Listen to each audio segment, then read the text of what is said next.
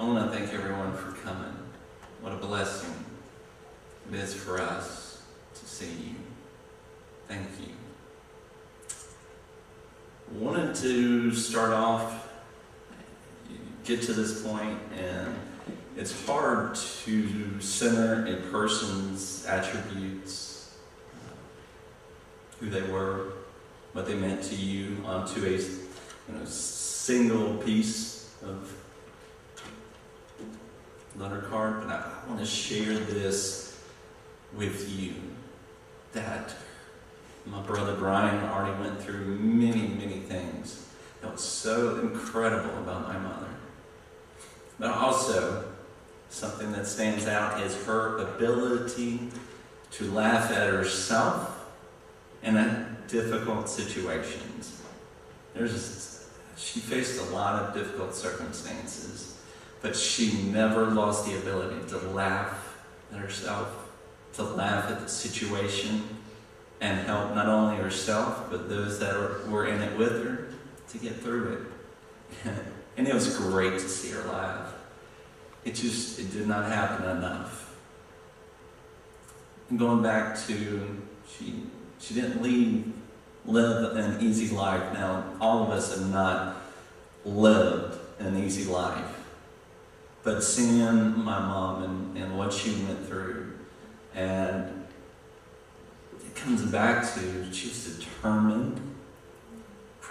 She knew how to persevere. But she did not acknowledge the word quit. Was not in her vocabulary, and she refused to accept it. And she never did. It seems to be the theme here is she didn't quit, she didn't give up. She refused to be a victim.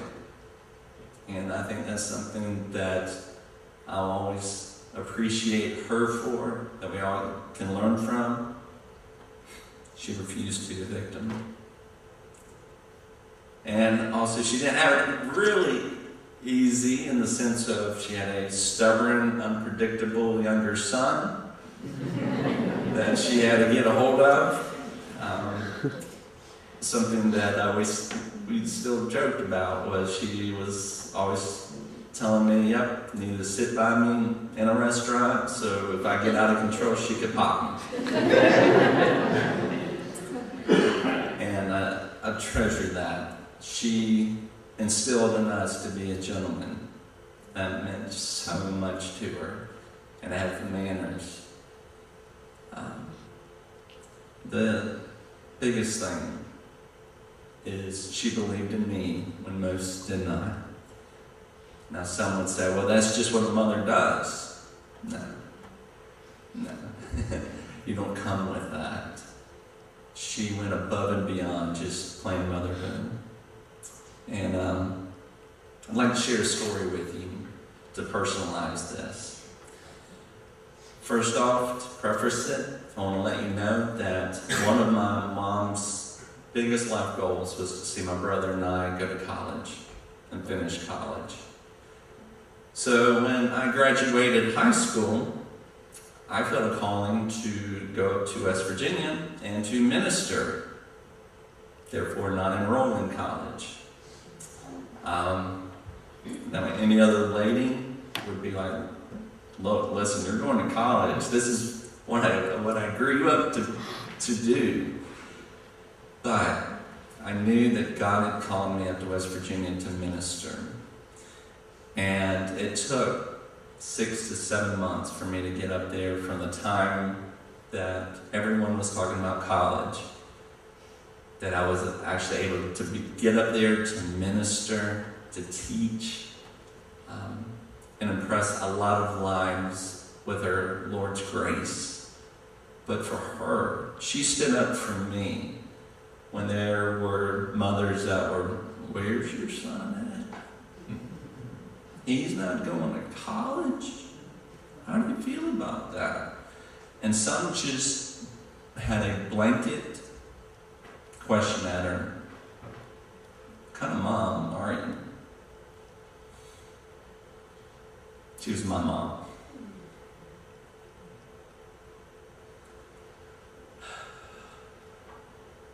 and she stood up for what she believed in.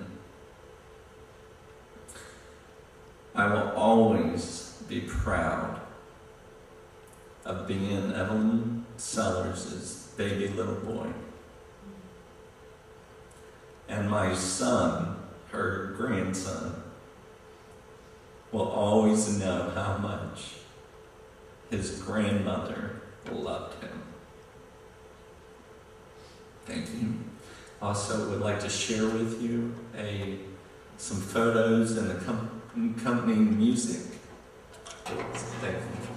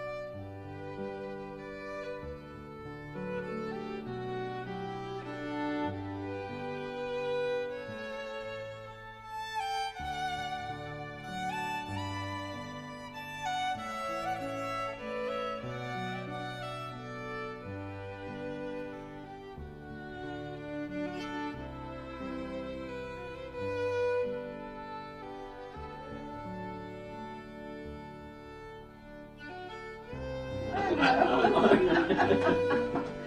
I have a feeling that's going to become part of the repertoire. It's called history. History. Family history.